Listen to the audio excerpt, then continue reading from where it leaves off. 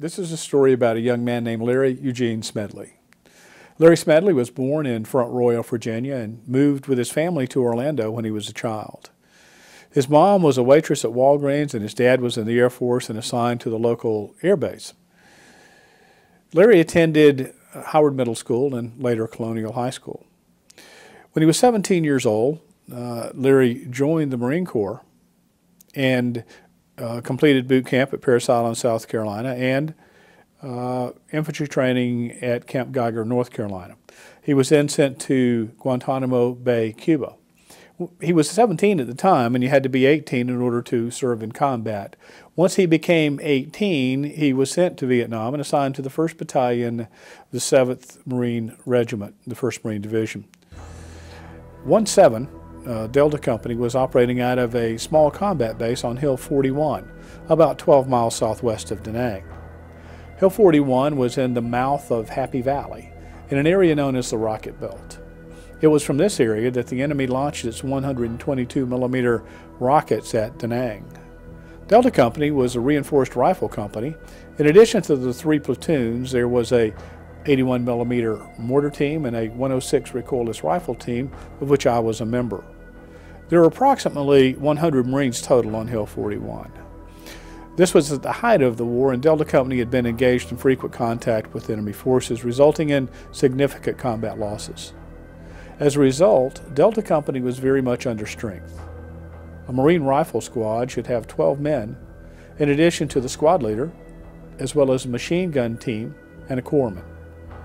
However, in December of 1967, Delta Company's rifle squads were at less than half strength. The mission of Delta 17 was to prevent the enemy from launching its rockets from the rocket belt or moving through that area toward the Da Nang complex. Daytime patrols were conducted, and although most activity occurred at night.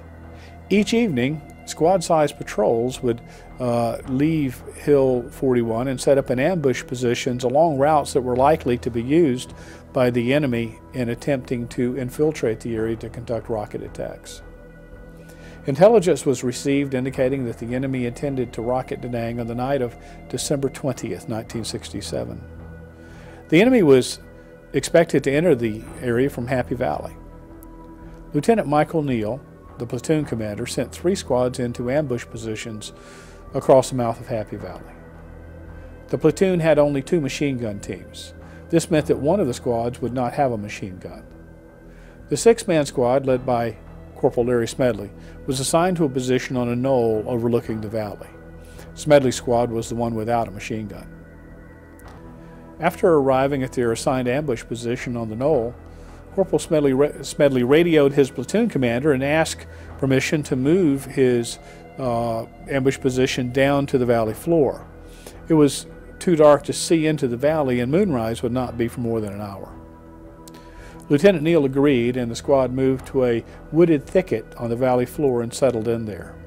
Sometime later, about an hour later, Corporal Smedley radioed that he had movement to his front.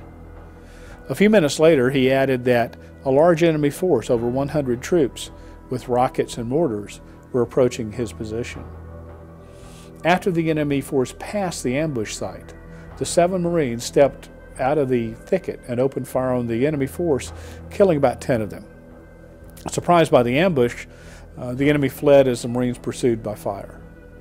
Meanwhile, the other 2 squads were moving as quickly as possible to join the battle and were setting up a blocking force to intercept the fleeing enemy. After pursuing the enemy for a short distance, Corporal Smedley set up a defensive perimeter and awaited the arrival of the other 2 squads. When the other 2 squads arrived, all 3 squads linked up and, under the command of Lieutenant Neal, moved out in pursuit of the fleeing enemy. After moving approximately 200 yards, the Marines came under heavy fire. The enemy had left a rear guard to cover their retreat. Corporal Smedley was wounded by a rifle grenade which blew off part of his left foot and his lower leg, knocking him to the ground. Disregarding this wound, Corporal Smedley led his squad toward the enemy. A machine gun opened up on the left flank, inflicting heavy casualties and hitting Corporal Smedley in the upper body, again knocking him to the ground. Once again, Corporal Smedley rose and commenced a one-man assault against the enemy machine gun. I spoke with a Marine who told me that As he and his fellow Marines were advancing through the thicket in pursuit of the enemy, he spotted the machine gun just before it opened fire. He said it was only a few feet away and that he knew he would be shot by that machine gun just when it opened fire, striking him in the upper body as well as through his hand. He was knocked to the ground in front of the machine gun only a few yards away. He tried to grab his rifle, but he couldn't close his hand around his rifle, so he couldn't use his rifle, and he knew that the next burst of fire from the machine gun would kill him, and that there was nothing he could do about it. Just at that time, the machine gun swung away from him and to his left. He looked to his left and saw Larry Smedley running past him, limping along on his shot-up foot with a grenade in his hand, moving directly toward the machine gun. The machine gun opened fire and for a second time struck Corporal Smedley in his chest, this time causing a mortal wound. Corporal Smedley continued into the machine gun fire directly toward the machine gun, where he threw his grenade in the machine gun position, putting it out of action. The other Marines continued to pursue the enemy and continued to engage them.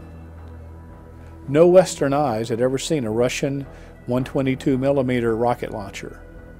We had an intelligence requirement to capture one if possible. When the Marines caught up with the fleeing enemy, they killed several and captured 2 122mm rocket launchers, as well as other enemy equipment and weapons. In all, 17 enemy soldiers were killed by body count, and 17 more were listed as probable kills. Because of the actions of Larry Smedley and his 6 squad members, a rocket attack on the strategic Da Nang complex was averted and lives were saved.